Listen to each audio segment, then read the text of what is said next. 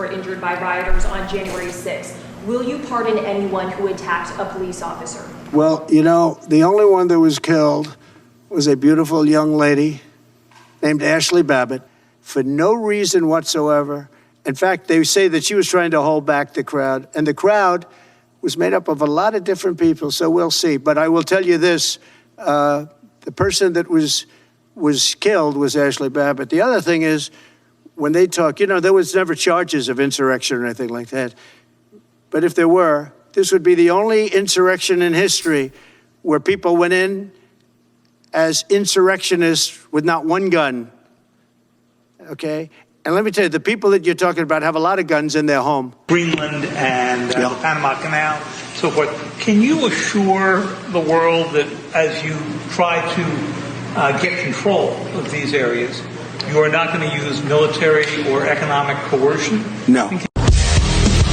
So today, Donald Trump held a pretty eventful press conference at Mar A Lago, which I think it's worth noting, never once in the entire history of Kamala Harris's presidential campaign did she ever actually do a formal press conference. I know this doesn't matter now, election's over, he won, but I just want to note to you what is going to be our president versus what could have been our president. Because although Kamala Harris finally did interviews, remember she went a whole month without even doing an interview, she never managed to get in front of the press like this in a live, formal setting and take questions that were not scripted or pre-prepared. So with that said, lots to talk about, but I guess we'll start here. So today, Donald Trump primarily held this press conference to announce the fact that a foreign software company from the Middle East was now going to be investing in new data centers in the United States, and this would obviously be creating American jobs. This is the second time in the span of the couple months since the election that a foreign company has announced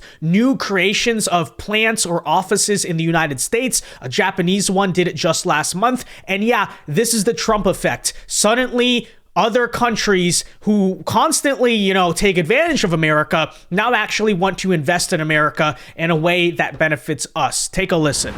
Business leaders in the Middle East, indeed the world. He's a founder and chairman of DAMAC Properties, Hussein Sajwani, a very respected gentleman. And I'm thrilled to announce today that DAMAC will be investing at least $20 billion over a very short period of time into the United States, and they may go double or even somewhat more than double that amount of money. It's a great thing, and I believe he will say that he's doing it because of the fact that he was very inspired by the election. They wouldn't do it without that election, I can tell you. A lot of people wouldn't. You saw last week where we have somebody who's going to go from $100 to $200 billion. And we have many other people, and we'll be bringing some of them out. Some of them like to do it somewhat more quietly, and some don't. And they feel so strongly about the country that they want to let people know about it. But it's an honor to have such a great investor investing in our country. The investment will support massive new data centers across the Midwest. So that's the Trump effect in action. What else needs to be said? Okay, this is what happens when you have him negotiating deals with foreign countries and foreign companies instead of, Sleepy Joe and cackling Kamala. But anyways, that's not the only noteworthy moment from this press conference. One reporter asked him about the J6 pardons, which Trump has doubled down he is promising to do. And take a listen to Trump's brilliant response to this liberal question. Were injured by rioters on January 6th. Will you pardon anyone who attacked a police officer? Well, the only one that was killed was a beautiful young lady named Ashley Babbitt. She was killed, and there was actually somebody else that was killed, also a MAGA person, but people don't give it 100% credibility. I'm going to find out about it, and we're going to find out. But Ashley Babbitt was killed. She was shot.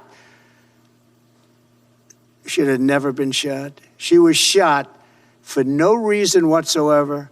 In fact, they say that she was trying to hold back the crowd, and the crowd was made up of a lot of different people, so we'll see. But I will tell you this, the person that was killed was Ashley Babbitt. The other thing is, when they talk, there was never charges of insurrection or anything like that. but if there were, this would be the only insurrection in history where people went in as insurrectionists with not one gun, okay? And let me tell you, the people that you're talking about have a lot of guns in their home for hunting and for shooting and for entertainment, a lot of good reasons. But there wasn't one gun that they found. And why didn't they find the bomber, the pipe bomber? You know, they know who the pipe bomber is. The FBI knows who it is. The status of the FBI has gone down so far. Perfect answer to that question, by the way. You know, nothing more needs to be said than that. The media is constantly obsessed with this whole J6 pardon thing, but never asking the actual questions about J6 that really are strange, are interesting, that need to be answered. Of course, because they don't care, right? There's a lot of covering up, and even now that they lost the election, the media still refuses to dig even one layer behind the surface to see if their narrative about January 6th is even correct, but it is what it is. With that said, a couple more highlights from this press conference. Trump has been doubling down about his talk of expanding the borders of the United States, specifically in regards to Greenland, the Panama Canal, and even maybe Canada. You know, I think that one is more of just a joke, but take a listen. $50 to $60 trillion worth of assets. We're going to be changing the name of the Gulf of Mexico to the Gulf of America, which has a beautiful ring that covers a lot of territory. The Gulf of America, what a beautiful name. And it's appropriate. It's appropriate. And Mexico has to stop allowing millions of people to pour into our country. They can stop them. And we're going to put very serious tariffs. Greenland and the Panama Canal, so forth. Can you assure the world that as you try to get control of these areas, you are not going to use military or economic coercion? No. But why are we supporting a country, 200 billion plus a year? Our military is at their disposal. All of these other things, they should be a state. That's why I told Trudeau when he came down, I said, what would happen if we didn't do it? He said Canada would dissolve. Canada wouldn't be able to function. Yeah, you love to see it. Now, I'm going to talk more about the Greenland thing in an upcoming video, but for now, I just want to point out that the Gulf of America, it's no longer the Gulf of Mexico, it's the Gulf of America. You love to see it. And one liberal by the name of Brian Krasenstein, a lot of you guys might know the Krasenstein brothers, had a meltdown on this over Twitter today. He says, renaming the Gulf of Mexico to the Gulf of America would literally cost our country billions of dollars.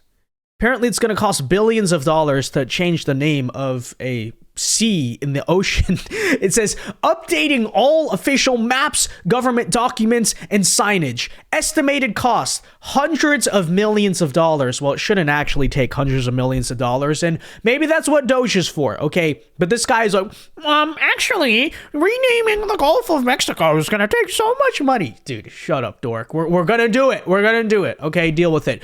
Updating GPS systems and maritime navigation tool. Estimated cost, potentially billions worldwide. I don't know what the heck this guy's talking about, okay? All you got to do, you're not changing the topography. You're just changing the name, okay? GPS systems, what do GPS systems do when you change the name of a restaurant? If there's a new business somewhere? Or better yet, if, let's say, you know, it's interesting, the name of a Confederate monument or a military base or a mountain or something gets renamed, which liberals are always constantly trying to do. How come I don't hear about any of this talk of how it literally costs billions of dollars to rename something after the Confederates? Maybe because it's nonsense, okay?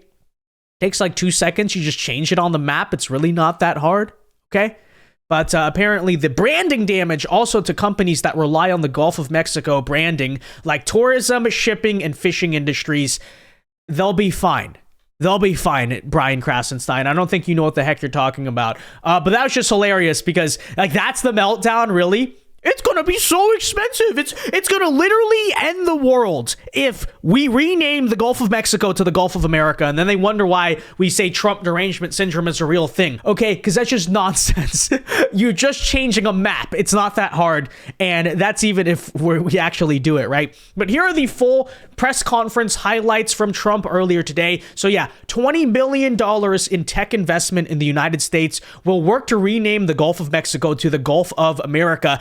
Deal with it, Brian Krasenstein, Mr. Actually, it's going to cost millions of dollars, and I hate everything that Trump does. Does not rule out military or economic coercion to take over Greenland or the Panama Canal. I don't think it's actually going to come to the military. I think that's just a leveraging tool. However, economic coercion, absolutely would support that. Reiterates that all hell will break loose on day one if the hostages are not released by Hamas, sticking to the pardons of January 6ers, working with congressional Republicans on a package that includes key elements of his agenda, such as renewing the tax cuts. You love to see it.